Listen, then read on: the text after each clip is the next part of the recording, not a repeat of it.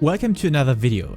This time I want to talk to you about the current market situation. Just a short info video or something like that to tell you what most of the changes of 5.35 affected, especially on the market standpoint. So yeah, let's just hop into the market board for a short moment. I figured out some stuff, but nothing very special. First of all, the little disclaimer: if you're expecting tons of Gil coming out of this video, I have to disagree, and maybe you have already read from the title that this patch is not so great for Gil-making, especially because you can literally farm everything through the content. You can mostly get everything for cheap, or at least for most of the times for nothing at all, and not a very heavy investment. So I guess the opportunities for making Gil are kinda dropped down right now and kinda in a sleep mode, so to say. But I guess that will change in the near future, so I guess we will run into good spots again. And yeah, first of all, the only thing that I guess, or I think, is still on a kind of valuable spot is material that you can always get from A-rank trains or something. They still provide a solid amount of Gil, and if you calculate that, still a whole A-rank train for your server, not the whole world, but the server alone, will grant you 120k Gil, which is fine. I think it's fine. And the other thing is that it doesn't consume too much time. It also provides you with all your currency for the weekly Lagri cap and stuff. And yeah, sack of nuts for upgrading your gear. I think this is still a good method now. Of course, the new changes, yeah, I'm not sure. I think the new Ishgardian stuff is still valuable, because the only reason is that the Castrum Lacus Litore is very late in the content, so you really need some time to unlock that. And then apart from that, you also need time to gather these Bozjan coins. So I guess they still have some value here. As you can see, they have been sold in the past, in the recent time. So I guess they have value, which I haven't expected for the weapons especially. But as you can see here, they do sell as well. Okay, they sell worse than the armor, which I actually guessed, because yeah, the weapons, you can receive the weapons much earlier, much quicker than you can receive the armor pieces. And above that, the weapons are way stronger. They are item level 500, and above that provide 5 materia slots, which is insane. But on the other hand, let me check if that was just one little exception. Yeah, kinda. As you can see, just yesterday we have the 23rd of October, so just yesterday this has been sold. So yeah, just throw it in, give your luck a chance, and most of the times you will be rewarded. I think that most of the times you it's all about patience.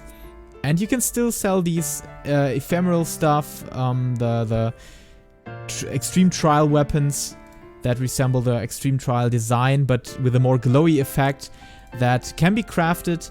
And above that, these scales that you require for this example, as an example, this is really very expensive. And I guess, let me check this, Shinryu.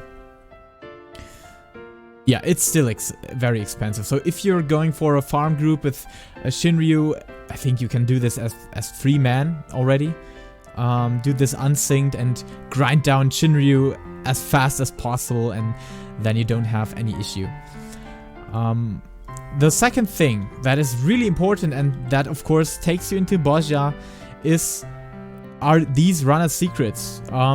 They are provided for each part, for each piece of your gear, and they upgrade your ordinary Bozjan armor into the augmented version. So if you look at these, they are very expensive, and of course when you take these numbers into consideration, they seem to not drop so frequently. So I guess they're quite a rare drop, but if you're doing the content anyways, why not? Why not taking a chance to get these? I don't think that the augmentation process is worth the effort or worth your upgrade. Instead of just go for these as long as they're rare or as long as they provide you with Gil more than this little boost in Bozja with haste that also interacts with your rotation, your global cooldown, and possibly in a negative way, which you should definitely avoid. But on the other hand, I'm not completely sure about that, because this could also be the case that these are going or ramping up like crazy, because actually, or at the moment, people are running this content. And when this runs down to not being an active content like it is for Eureka right now. I remember when we started Eureka in Stormblood, all these things were crazily done, like 140 people in just a single zone, in a single instance. So maybe if you collect those, or actually want a very risky bet, then go for them now. Take them into your inventory and sell them later. But this is of course a dangerous topic, because all the time you're doing these kind of speculations, they could just vamp in or throw in a patch where gathering these will be way easier, especially when the next patch comes or the next part of this Bozja adventure comes. So I'm not really sure if that is a good investment. Yet you should definitely take that into consideration. And let me just show you also what drops in this little Bozjan instance. I'm sorry, I'm completely overlighted now. We have to get through this for a moment. This Bozjan Southern Front provides you with tons of gear, with tons of pads and all that stuff. And I guess some of those can be sold on the market board. At least these bardings are definitely sellable. So of course they drop in price now because people are participating in this content. But as soon as they're not participating actively, you can definitely zoom back and get all of these things for yourself or for trading them for anything. And as you can see, Seeing Horde bow, which were really expensive in late Heavensward, for example, they do drop right now. Let me show you. Seeing Horde. They are really cheap. So if you ever like this design, now is the time to get yourself one of these weapons. Or these are looking very nice, and they're really cheap right now because they drop like crazy. Look at this, 5,000 for the knuckles, which is insane. They're actually one of the best knuckles in game if you're not the minimalist fighter monk like I am with no knuckle animation at all. But there are really some exceptional weapons in the Seeing Horde set, as you can see here. So I think this is a good opportunity to get yourself these Seeing Horde weapons, and of course still craft those Neo Ishgardian pieces. They do sell quite frequently still, especially the armor pieces. So armor, accessories and all that stuff do sell frequently. Okay, someone crashed the market here. It doesn't look like... No, it's the wrong one, I'm sorry.